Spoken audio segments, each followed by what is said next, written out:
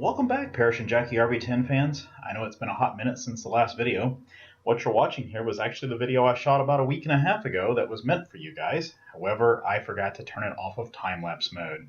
So, you got the entire update here in about 20 seconds. Actually, I could have shown you guys a bunch of video of me doing what I've been doing a ton of here lately, which is deburring and scuffing and getting ready for primer.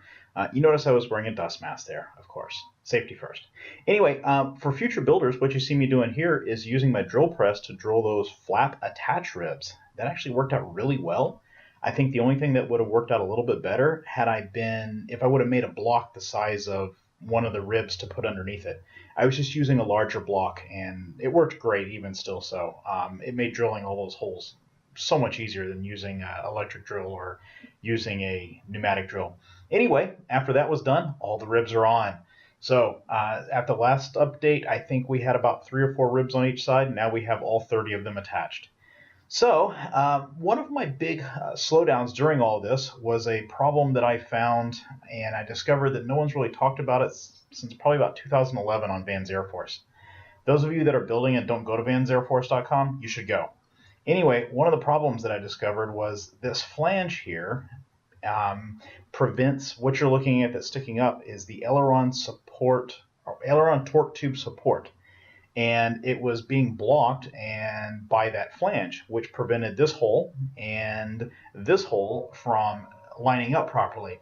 I could torque them into place, but that just didn't seem right.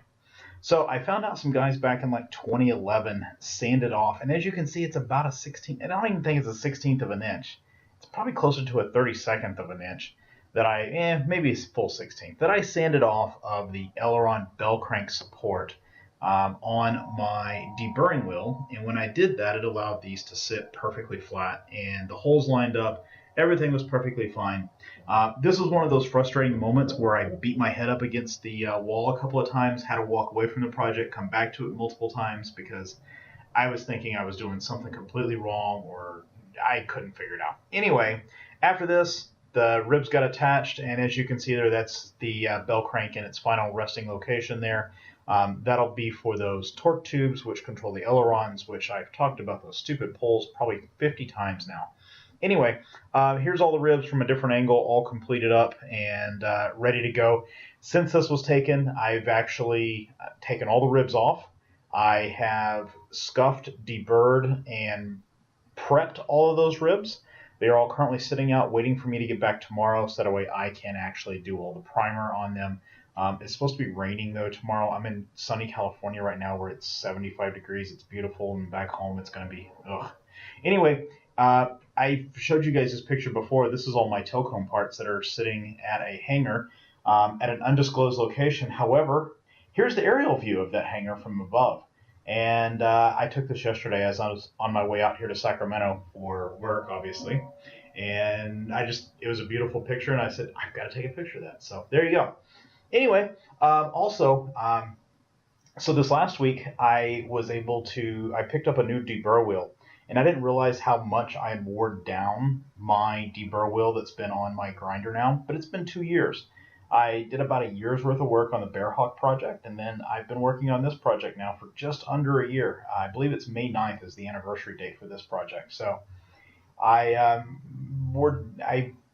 grinded off a good 2 inches off of this deburr wheel. So anyway, picked up a new one. It's mounted up now, so that's a good thing. And you just didn't quite realize it as I was moving the guard in closer and closer.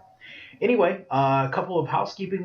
We're up to 58 subscribers now, which kind of surprised me. I thought we were still under 50, but keep subscribing, guys, and tell your friends to subscribe. This is great. I appreciate it. I also appreciate the comments that you guys are leaving me. Last week, a couple of people, or 2 weeks, whenever the last video was, commented about how I was kind of freaking out about that 16th of an inch in the flanges there of the main spar, and they said don't worry about it. So thanks for the input, and I was able to get some more sleep again. So thank you guys for commenting on that, and by all means, comment away. I enjoy it. It lets me know that people are watching.